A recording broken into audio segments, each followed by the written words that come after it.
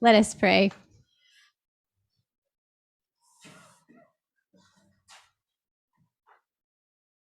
Thank you for this holy moment, O God, in which you bring us bursting from the tomb. Thank you for each who has gathered, those who are coming here for the very first time, and those who have come to these hallowed walls time and time again. We come to retell the story of Jesus' birth in our midst, his rising, his ministry, his love, his witness, and yes, even facing death and rising from the tomb. May the words of my mouth and the meditations of our hearts combined this morning speak of that rising love and share in the laughter and joy that is Easter. Amen. I went on a hunt yesterday for sunflowers. They seem to be in demand these days. So I had to call around to a couple places and grab some bouquets because it felt so important that we have them here as symbols of peace and love in this moment.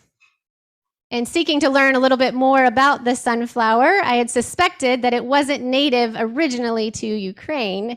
And indeed, it was native to this soil, North America, grown by indigenous tribes for food and medicinal properties more than 4,500 years ago. Long before the birth of Jesus, a world, an earth so old, so full of wisdom, so whole and full of the scars of what it is to be present to the human community, sprouting forth with its vegetation and its beauty, that which is creation. In the Ukraine in the 1700s, it was the church in a time of prohibition of lards and oils during the 40 days of Lent that caused many to go out and said, well, we're going to find a workaround. We're going to go out to our fields and plant as many sunflower seeds as we can because those haven't been prohibited by the church. And so that is how it first started. It takes a good prohibition from the church to get any good thing started, I think.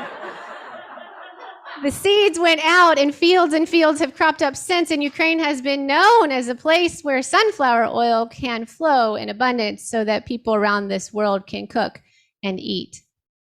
And lately, of course, we know that it has taken on extra meaning.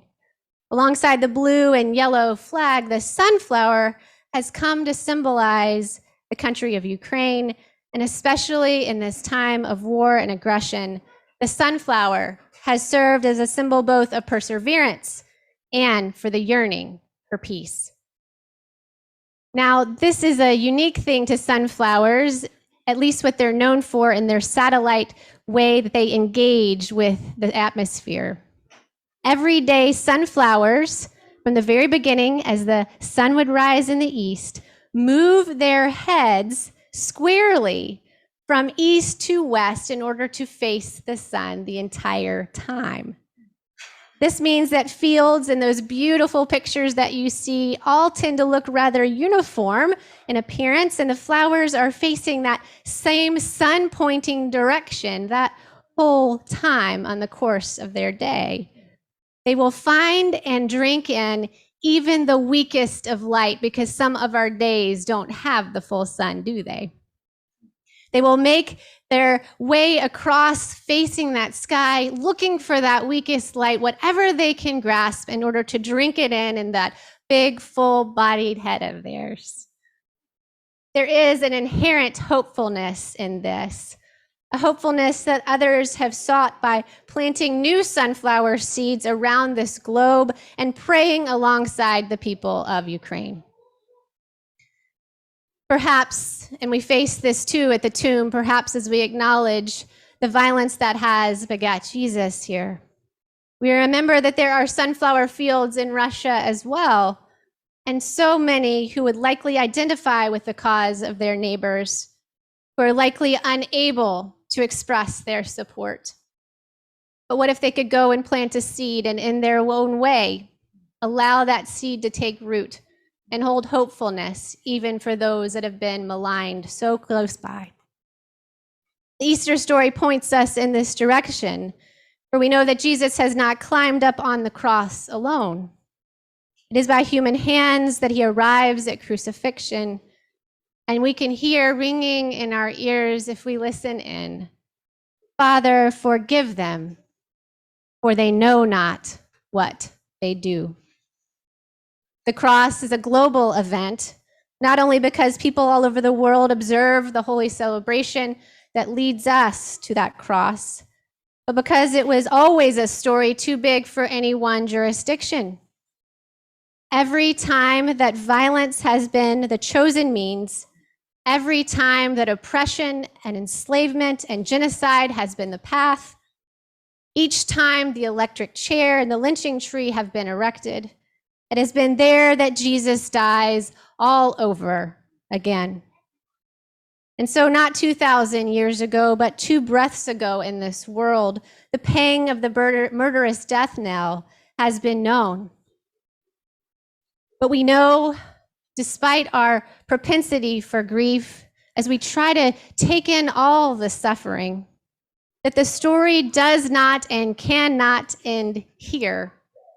We take a page from the sunflowers, who even on the darkest of days are yearning and searching for the light. Easter is a universal story, and our children come with boisterous voices today in order to express a love that is so magnificent, a love that conquers all. Our Casey kids, thanks to Miss Sandy, know the stories of Jesus that told of the little girl that was to get up from her tomb and live. They know of the feeding of the 5,000 with just a few fish, and they know of a Jesus who dared to go in and talk to the grown-ups about what they were learning and what they were missing. Don't they have something to tell us about what we may be missing in this time? We know of upturned tables of injustice, and we know of one who faced the cross in solidarity with our suffering. And today, the children want to share the Easter resurrection story with you. After all, resurrection is found in each of those stories of Jesus' life, little seeds on the ground that find fertile soil. And in the lives of those who can hear and who have the hearts to receive and the ability to take that love onward, the Easter story continues to be planted through you. There are fields of possibility out there, friends, that will meet us even as we emerge from our tombs. So that each person then and now that captures a sense of that light and even sometimes has to strain to see it, the telling and the retelling of the Easter story as it makes its way across our lives, it's through those loving Easter actions that we honor the love of Jesus.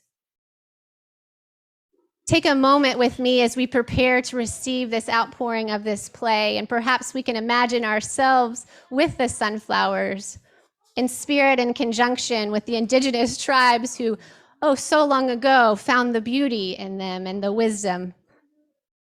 We remember as we come with the women here at dawn, we join these Marys as they track the sun and the dazzling white of the angels' lightning-like appearance. They bend their heads, their hearts following the promise. Come and see the place where he lay. Can you imagine the illustrious moment when they are turning to find the disciples to share the word, and then they run into Jesus? Do you think it was like as they looked up, staring into the sun? You can only look so long. And they take a hold of his feet and they worship him. And then they go and find the others. We can imagine that ragtag, underslept band, wilted with weariness. But can you imagine, maybe you feel it arising in your toes and through your spirit at this very moment, good news sweeps over their hearts and bodies. And I can see it in my mind's eye. Can you see it too? The sunflower field with tall, long stems dancing in the wind and drawing to the rising sun. Can you see now in their postures, and perhaps you can feel it in yours if you sit a little straighter, if you raise your head to receive the light of the sky, and maybe we receive together the glorious light of this Easter message, a field planted in love, shining shining for those in Ukraine and all the world to see the light of peace, the light of Christ.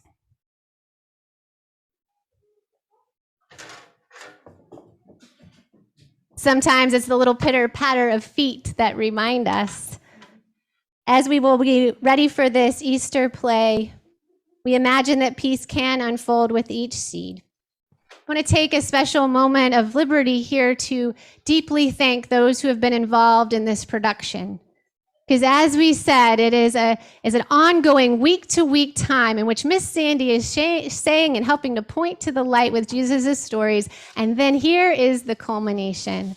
Let us celebrate with Mrs. Sandy this day, who is always planting seeds. We also want to celebrate with Don Benson, who has always been orchestrating and helping us with our technology. We have bouquets of sunflowers for you today. And also, the chief orchestrator of this experience and event that we are about to see, Miss Ann Moyer-Sins, we bow deeply in gratitude to you. Not only does she have a pivotal part to play in speaking her voice into this moment, but she has helped in the orchestrating of the technology and the film clips to make this possible. We are so grateful to you. And in appreciation to all of our actor friends and all the children in house, whether you were in the play or not, we have a sunflower for you if you would come after worship to receive it. Without further ado, except to say again how grateful we are to Miss Sandy Queen, if you would come and share our little entree into the play. Let us give her a hand, friends.